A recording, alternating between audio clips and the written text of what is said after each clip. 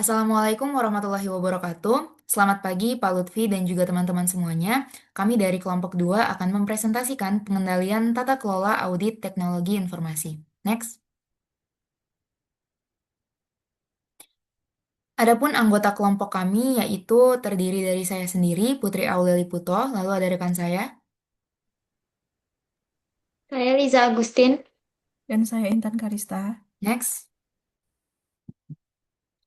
Untuk materi ini kami bagi menjadi 5 submateri utama, yaitu tata kelola teknologi informasi, struktur fungsi TI, pusat komputer, rencana penanggulangan bencana, dan outsourcing fungsi TI. Next. Baik, yang pertama yaitu tata kelola teknologi informasi atau kita kenal juga dengan istilah IT governance, yaitu merupakan sebuah cabang baru dari tata kelola perusahaan yang fokus utamanya adalah bagaimana perusahaan mengelola sekaligus menilai sumber daya teknologi informasi yang sifatnya itu strategis. Dengan kata lain, tata kelola TI ini memastikan bahwa segala keputusan terkait teknologi bukan hanya sekedar urusan teknis, tapi juga untuk mendukung tujuan strategis perusahaan. Nah, tujuan kuncinya itu ada dua. Yang pertama untuk mengurangi resiko yang mungkin timbul dari penggunaan ataupun investasi TI, dan yang kedua adalah untuk memastikan setiap investasi di bidang TI itu benar-benar memberikan nilai tambah bagi perusahaan. Jadi IT governance ini menempatkan teknologi informasi bukan sekedar alat pendukung, tapi juga bagian penting dari strategi korporasi. Nah, lalu ada yang disebut dengan SOX atau Sarbanes-Oxley Act, yang mana merupakan sebuah undang-undang di Amerika Serikat yang disahkan di tahun 2002 sebagai respon atas skandal akuntansi besar seperti Enron dan WorldCom. Nah, SOX ini itu dibuat untuk meningkatkan transparansi laporan keuangan, memperkuat akuntabilitas manajemen, serta memperketat peran auditor dalam mengawasi perusahaan publik.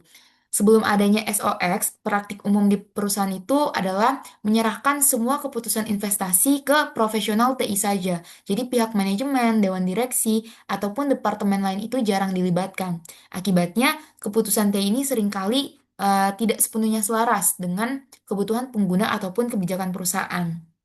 Nah, tapi setelah SOX ini diberlakukan, muncul pandangan baru, yang mana tata kelola TI modern itu menekankan bahwa seluruh pemangku kepentingan itu harus terlibat, mulai dari dewan direksi, manajemen puncak, hingga pengguna departemen seperti akuntansi dan keuangan. Dengan adanya keterlibatan yang lebih luas ini, perusahaan bisa mengurangi resiko, sekaligus meningkatkan peluang bahwa keputusan TI ini benar-benar sesuai begitu dengan kebutuhan bisnis. Next.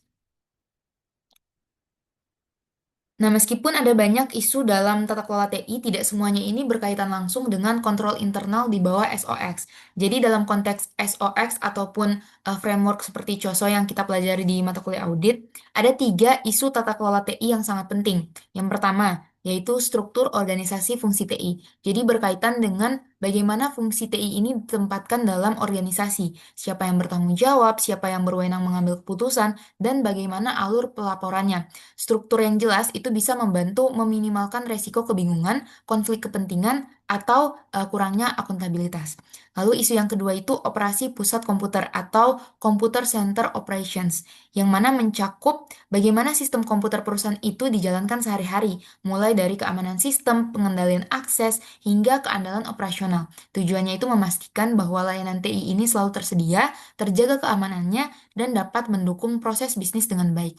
Dan yang ketiga yaitu perencanaan pemulihan bencana atau kita sebut juga disaster recovery planning.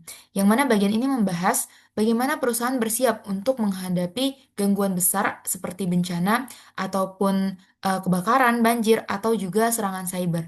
Jadi perencanaan ini tuh memastikan data perusahaan itu terlindungi dan sistemnya itu bisa dipulihkan secepat mungkin apabila agar si bisnisnya ini tetap bisa berjalan. Dan untuk proses pengendalian dan audit, untuk setiap isu tata kelola audit TI tadi, ada 3 langkah penting dalam proses pengendalian dan audit. Yang pertama yaitu penjelasan risiko dan kontrol. Di sini perusahaan itu harus memahami apa saja sih risiko yang mungkin terjadi, lalu bisa menentukan kontrol nih yang sesuai untuk mengurangi resiko tersebut. Lalu ada penentuan tujuan audit. Jadi di tahap ini auditor menetapkan apa saja yang harus diverifikasi agar bisa memastikan bahwa fungsi kontrol ini benar-benar berjalan. Dan yang ketiga yaitu pengujian dan pengumpulan bukti. Jadi auditor baik itu auditor internal ataupun eksternal itu harus melakukan uji kontrol untuk membuktikan bahwa manajemen ini sudah mematuhi ketentuan SOX. Next. Berikutnya itu ada materi struktur fungsi TI. Jadi struktur organisasi fungsi TI ini sangat penting karena sangat berpengaruh pada efektivitas pengendalian internal.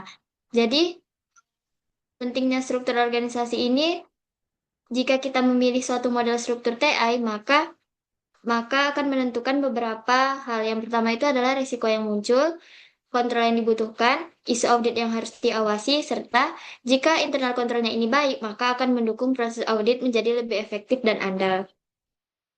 Ada dua model struktur fungsi TI. Yang pertama itu ada pendekatan terpusat, dan yang kedua itu ada pendekatan tersebar. Jadi yang pertama itu ada pendekatan terpusat. Jadi pada pendekatan ini semua pemrosesan data itu dilakukan di satu pusat komputer. Jadi semua bagian perusahaan, baik itu divisi keuangan, pemasaran, produksi, akuntansi, dan distribusi itu mengirim datanya ke pusat ini untuk diproses. Jadi ciri-cirinya itu sumber dayanya bersama karena komputer pusat itu dipakai untuk semua divisi. Dan semua divisi itu harus bisa berbagi akses penggunanya akan bersaing untuk bisa memakai sistem ini sesuai kebutuhannya. Dan yang ketiga itu ada cost center. Jadi biaya penggunaan komputer pusat dibagi lagi ke setiap divisi.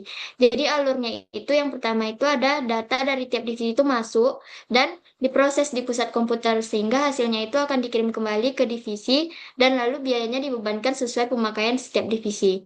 Nah, jadi keuntungannya itu adalah datanya lebih konsisten dan kontrol perusahaan itu lebih mudah dilakukan karena semuanya terpusat di satu tempat.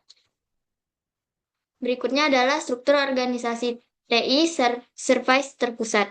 Jadi struktur ini dipimpin langsung oleh CEO dan didukung oleh beberapa jajaran manajemen seperti VP Marketing, CFO, CIO, COO, dan sebagainya. Jadi di bawahnya itu ada fungsi utama lagi yang mengelola layanan TI ini. Yang pertama itu ada System Development Manager. Jadi sistem ini bertugas untuk mengembangkan sistem baru dan merawat sistem yang udah ada. Dan yang kedua itu ada Database Administrator. Jadi itu bertugas untuk menjaga keamanan, integritas, dan akses data, serta mengatur rencana jangka panjang untuk pengelolaan database. Dan yang ketiga itu ada Data Processing Manager. Jadi tugasnya itu untuk mengatur pengolahan data sehari-hari yang meliputi tiga hal. Yang pertama itu ada data kontrol atau entry. Jadi dia itu mengubah dokumen yang manual menjadi data digital. Dan yang kedua itu ada computer operation. Jadi dia fokusnya untuk menjalankan aplikasi di komputer pusat sesuai jadwal. Dan yang ketiga itu ada data library. Jadi fokusnya untuk sebagai tempat penyimpanan file aktif maupun cadangan untuk bisa diletakkan di berupa tab, DVD, atau hard disk.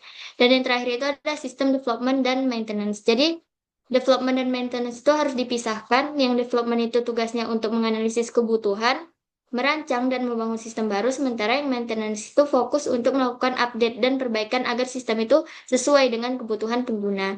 Tapi biaya maintenance ini biasanya lebih besar karena bisa mencapai 80 hingga 90% dari total biaya sistem sepanjang masa pakainya. Berikutnya itu ada pentingnya pemisahan tugas. Jadi pemisahan tugas itu sangat penting supaya tidak ada orang yang menguasai seluruh proses. Jadi setiap proses itu orangnya beda. Nah, agar mencegah terjadinya risiko fraud maupun error.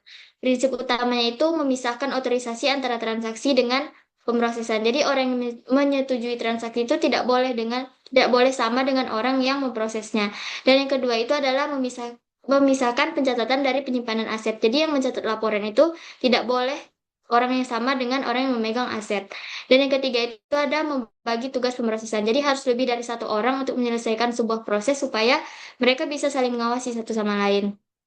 Berikutnya itu ada sistem development, pemisahan fungsi tugas yang utama. Jadi ada tiga hal yang harus dipisahkan. Yang pertama itu sistem development dengan computer operation. Jadi development itu tugasnya hanya mendesain dan merawat sistem, sementara operation itu yang menjalankan sistem. Nah, kalau keduanya itu digabung, maka akan terjadi rawan error dan manipulasi sistem. Dan yang kedua itu yang harus dipisahkan antara database administration dan fungsi-fungsi lainnya. Jadi DBA ini hanya fokus pada keamanan dan integritas database. Nah, dia itu nggak boleh dicampur. Kalau dicampur, datanya itu bisa mudah dimanipulasi. Dan yang ketiga itu ada new system development dengan maintenance. Seperti yang sudah dijelaskan tadi, development itu hanya bertugas untuk mendesain dan implementasi sistem yang baru, sementara di maintenance itu untuk menjaga sistem supaya tetap relevan dengan kebutuhan pengguna. Jadi keduanya itu tidak boleh digabung karena kalau digabung tuh akan membuat dokumentasinya buruk dan rawan kode berbahaya tersembunyi. Berikutnya itu ada masalah umum dalam pengembangan sistem. Jadi ada dua hal. Yang pertama itu dokumentasinya kurang jelas karena banyak programmer itu malas membuat dokumentasi karena dianggap membosankan. Jadi akibatnya saat dia keluar dari perusahaan, orang baru jadi kesulitan paham sistemnya karena tidak ada dokumentasi sebelumnya.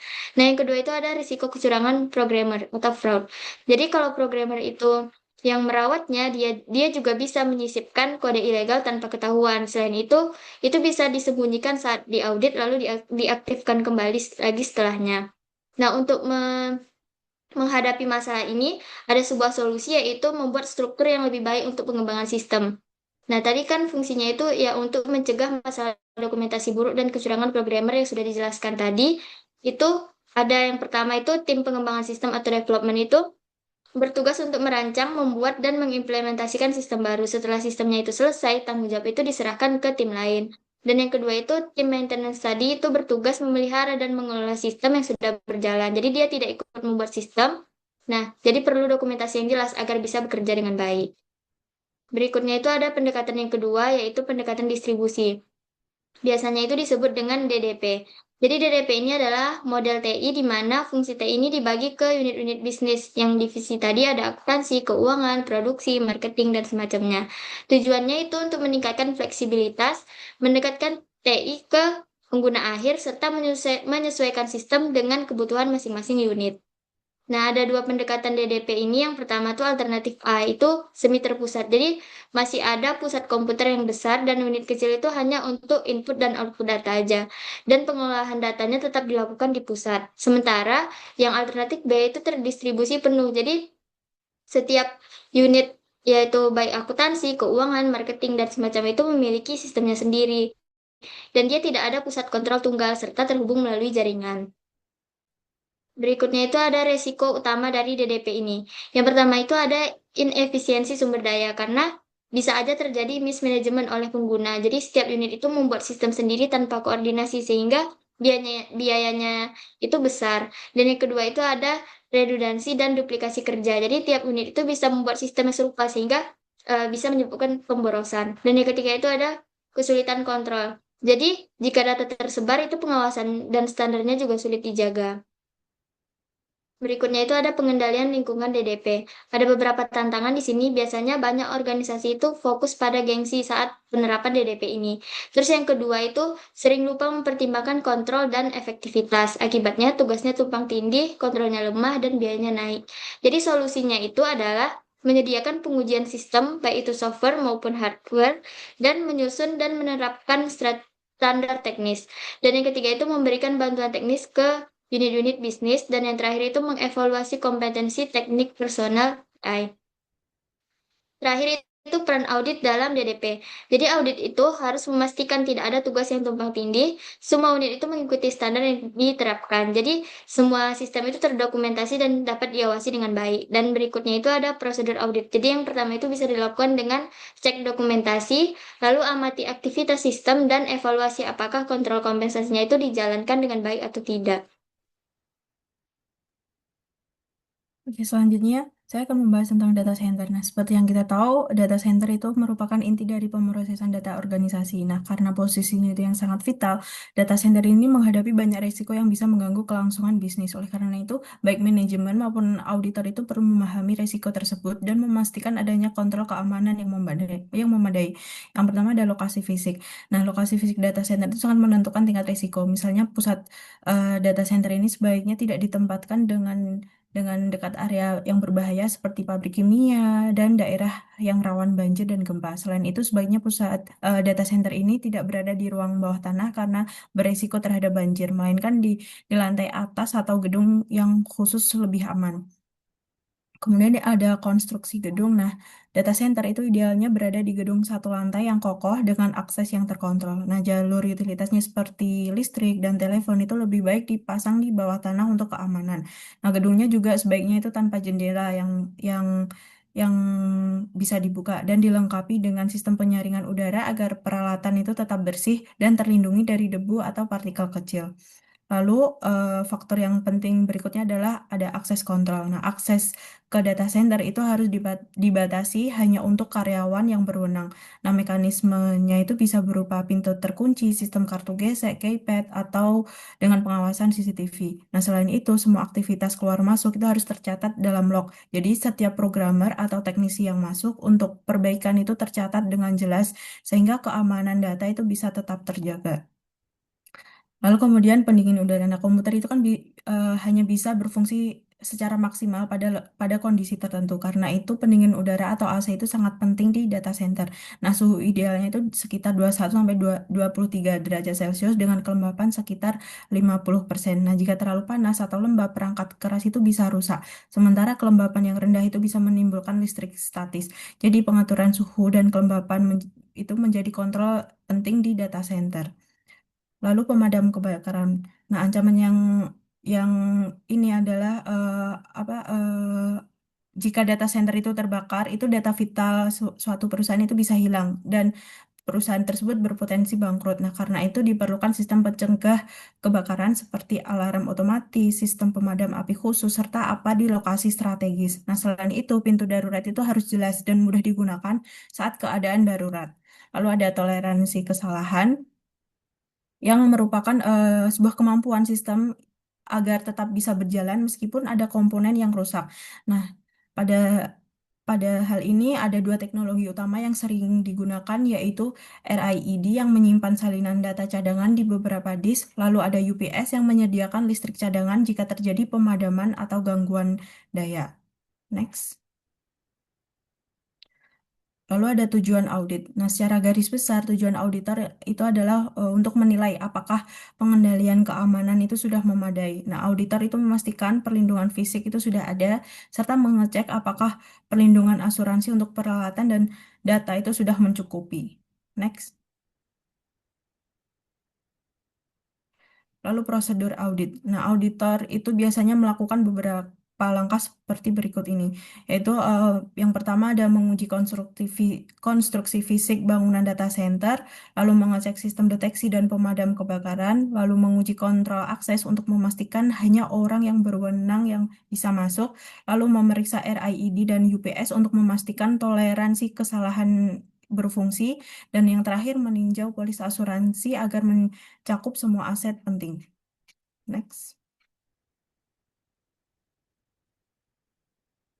Selanjutnya saya akan membahas Disaster Recovery Plan atau DRP. Nah, DRP in next.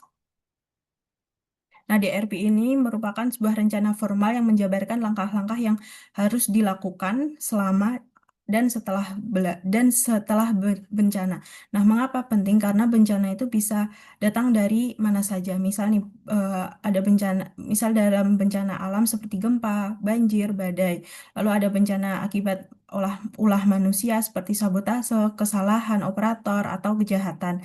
Lalu ada kegagalan sistem seperti listrik padam atau perangkat keras yang rusak. Nah, dampaknya itu kan serius, mulai dari terhentinya pemrosesan data, lumpuhnya fungsi bisnis, hingga hilangnya kemampuan organisasi memberikan layanan. Nah, semakin tinggi ketergantungan pada teknologi, semakin besar juga resikonya. Lalu komponen utama DRP ini secara umum ada empat, yaitu ada identifikasi aplikasi kritis yang harus segera dipulihkan, lalu ada pembentukan tim pemulihan bencana dengan peran dan tanggung jawab yang jelas, lalu ada penyediaan backup site sebagai lokasi alternatif, dan yang terakhir ada prosedur pencadangan dan penyimpanan data di luar lokasi utama. Nah, dengan keempat komponen ini, organisasi itu eh, bisa bisa lebih siap untuk menghadapi bencana yang akan terjadi. Next.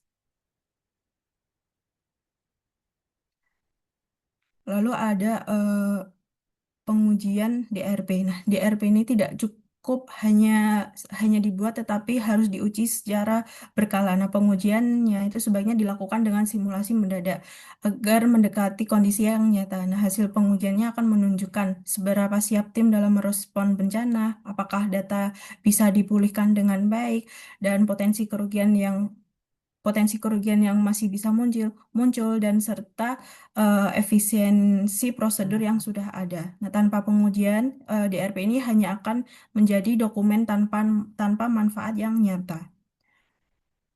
Lalu tujuan audit, nah dari sisi audit itu tujuannya untuk memastikan DRP manajemen itu memadai, realistis, dan layak dijalankan. Nah, auditor itu memastikan bahwa rencana yang ada itu benar-benar bisa digunakan jika bencana terjadi, bukan sekedar formalitas. Lalu untuk prosedur audit DRP ini sebagai berikut, eh, auditor itu memastikan lokasi cadangan itu realistis dan siap dipakai, lalu mengecek daftar aplikasi kritis itu sudah lengkap, kemudian memastikan perangkat lunak dan data itu sudah dicadangkan dengan benar, kemudian memverifikasi ketersediaan dokumen penting, dan yang terakhir menilai struktur dan kesiapan tim pemulihan bencana. Nah, dengan begitu auditor itu dapat memastikan DRP ini bisa diimplementasikan secara efektif. Next. Nah, selanjutnya kita beralih ke subtema yang terakhir yaitu tentang outsourcing fungsi teknologi informasi. Nah, yang pertama kita berangkat dulu dari konsep dasar outsourcing TI. Jadi outsourcing itu fungsinya itu adalah praktik di mana perusahaan itu menyerahkan sebagian atau seluruh pengelolaan TI-nya kepada vendor atau pihak ketiga. Yang mana layanan yang diambil itu bisa beragam, mulai dari pengolahan data, operasi data center, pengembangan dan pemeliharaan aplikasi, hingga manajemen jaringan. Jadi alasan utama perusahaan melakukan outsourcing itu karena pengelolaan TI itu butuh biaya dan sumber daya yang besar, sehingga serta bisa juga menimbulkan resiko yang tinggi apabila dikelola sendiri.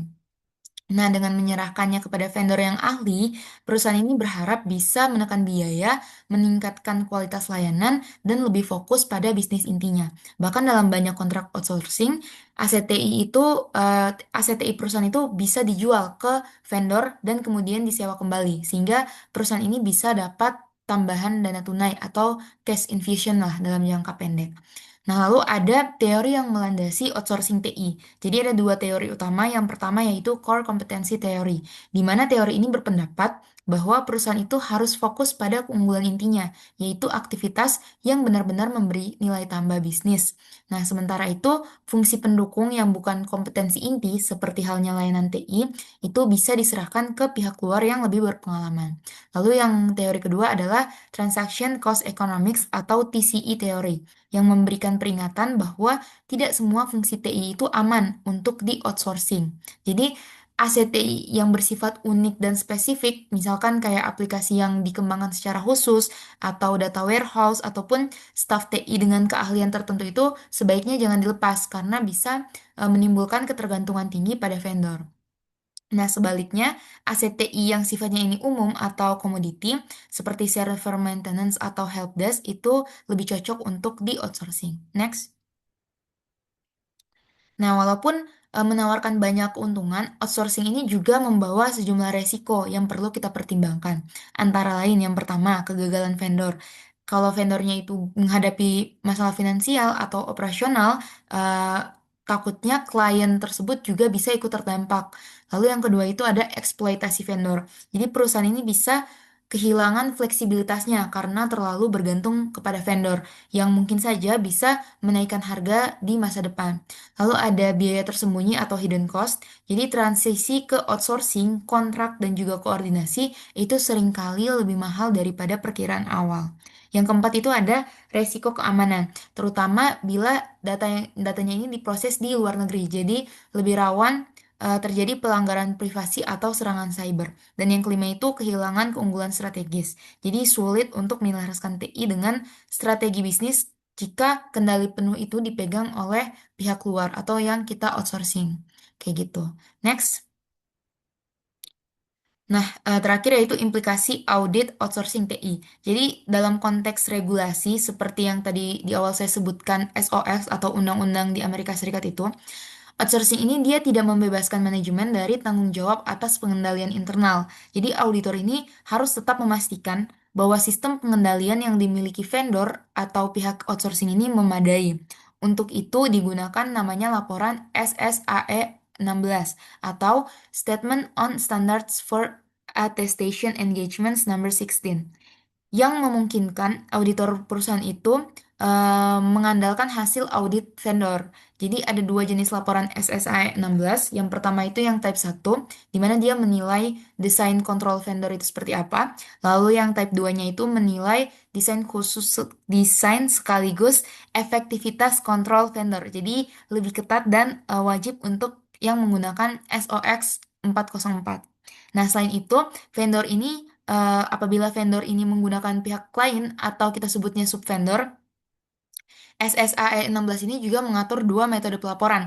Ada carve-out method, di mana kontrol subvendor itu tidak diperiksa tapi dijelaskan secara umum. Dan yang kedua ada inclusive method, di mana kontrol subvendor itu dimasukkan langsung dalam laporan vendor utama. Jadi dengan demikian, auditor ini dapat memastikan kepatuhan perusahaan tetap terjaga meskipun fungsi TI-nya ini dikelola oleh pihak luar. Next. Sekian presentasi dari kelompok kami. Mohon maaf apabila terdapat salah kata dan perbuatan. Bagi teman-teman yang ingin bertanya, bisa langsung komen di chat yang ada di bawah. Terima kasih. Wassalamualaikum warahmatullahi wabarakatuh.